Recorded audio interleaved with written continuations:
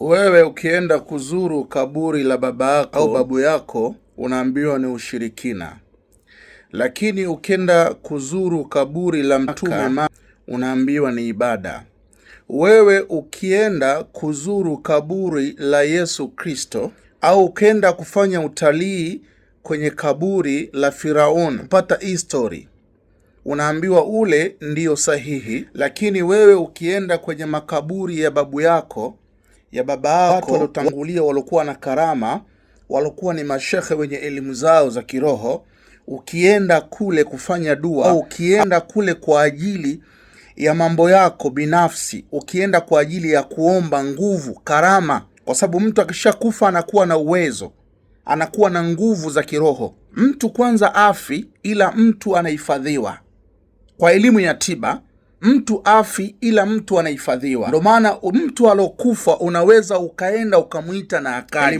Leo sana. Babu yangu akitokea machoni mwangu live utamuita ni uchawi. Ya kuvunja uasili wetu walitumia nguvu kubwa sana, kwa sababu tulikataa mila zetu, tukaponda mila zetu, tukasema huu ni ushirikina, lakini mila zao tukaziita mila za kidini. Tukifanya ngoma za asili za tamaduni kwetu tunaambiwa ni ushirikina. Tukipiga matwari madufu, zile ni mila za Kiarabu, tunaambiwa ni mila za kidini. Yaani mila zetu zimepondwa pondwa, zinaonekana hizi mila za kishirikina zisizofaa. Ndio maana baadhi ya watu wengi wanashindwa kufanikiwa, ni kwa sababu wameacha mila zao. Watu wengi wanashindwa kufanikiwa ni kwa sababu wamekataa tamaduni zao.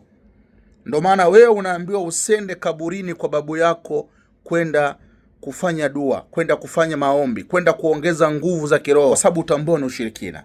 Lakini wewe ukienda Jerusalem kwenye kaburi la Yesu utaambiwa ile ni ibada. Na ukienda Maka kuiji kwenda kufanya utalii kwenye ule kaburi la Mtume, lakini wewe ukienda kwa babu yako kufanya dua, ule utaambiwa ni. Kuna vitu vingi vimekuja kuharibu history ya Afrika. Ndio maana Waafrika wengi huwa ni watumwa, kwa sababu utumwa tulianza kubomolewa tokea zamani kwetu na tukubali vya kwao.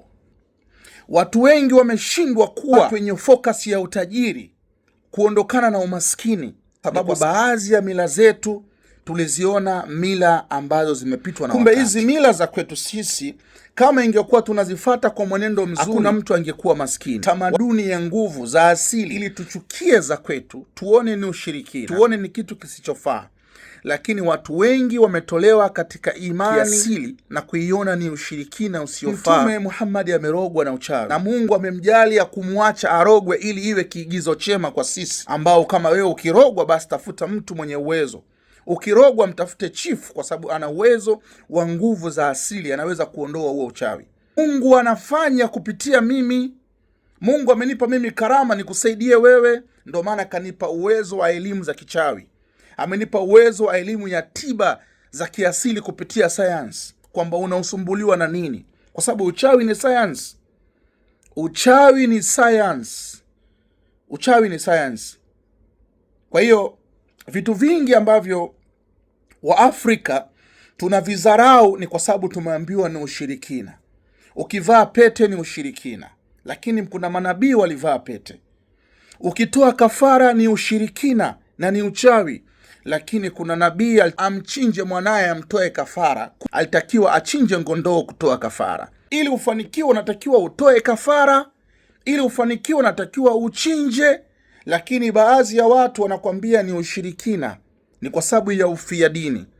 Sasa umaskini unaletwa na upofu wa macho, umaskini unaletwa kwa uhaba wa elimu. Sisi kilichotuponza wa Afrika wengi, hatuna elimu. Hatuna elimu ya kujua habari ya mambo ya kale. Lakini hii ndio inakuja kutukosti wa Afrika wengi. Tunaona waganga ni machifu, waganga wa tiba za asili. Kumbe sisi ndio sababu ya kuwa na vision ya kuwasaidia watu. Sisi ndio sababu ya kuwa wengine wanafanikiwa kupitia sisi. Sikufichi, asili ina impact kubwa sana kwenye mafanikio ya watu. Ndio maana hata kuna baadhi ya makanisa leo wanafanya uganga, lakini wamekuja kinjia tofauti. Kuna maprofeti leo wanafanya uganga, wanafanya tiba za asili kwenye makanisa. Wanazugazuga lakini wanafanya tiba za asili. Hivi leo nyie amuuziwi maji, amuuziwi mafuta. Wanasema mafuta ya upako, amuuziwi mafuta, amuuziwi vitambaa. mambo mengi sana. Mimi huwezi kuniondoa kwenye jadi, huwezi kuniondoa kwenye asili. Japokuwa nina imani ndiyo ya kidini kwa sababu nimezaliwa nayo, nimeikuta. Lakini asili yangu itabaki kuwa asili kwa sababu nimerisishwa na babu yangu. Nenda kasaidie kama ambavyo sisi tulikuwa tunawasaidia. Na naamini kwamba uganga ni karama, uganga ni uwezo, uganga ni nguvu ambayo tumejaliwa sisi kuwasaidia watu. Mimi lengo langu naamini kwamba nasaidia watu wenye shida, watu wenye matatizo, nasaidia watu wenye, mimi kwangu ni kusaidia tu. Unajua uganga ushirikina, nenda kwenye Bible kauondoe uganga. Nenda kwenye Qur'ani kauondoe uganga. Lakini uganga ulikuwepo na waganga wapo. Hata kitabu cha Qur'ani watu wanatibu kwa kutumia Qur'ani, ni uganga wa Kiarabu. Watu wanatibu kutumia Bible. Sio ushirikina. Sio ushirikina. Wewe ukienda kwenye kaburi la babu yako unaambiwa ni mshirikina. Ukienda Yerusalemu kwenda kuhiji kaburi la Yesu, Jesus, unaambiwa ile ni ibada. Amka. Amka Afrika, amka. Na sasa hivi waumini wengi sasa makanisani wanatibiwa kiasili bila wao kujua. Mtu anazama kwenye asili alafu anakuja kwenye Bible. Hawezi kutoka kwenye asili, lazima utabaki kwenye asili. Leo kuna maprofeti wanahamasisha kuchinja, kutoa kafara. Ili ufanikiwe, toa kafara.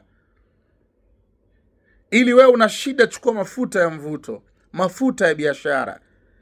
Chukua maji kutoka Jordan. Ndio haya maji yenye uzima ya kuweza kukusomea na kupewa maji na ukanywa. Kwa hiyo tiba zina mkanganyiko.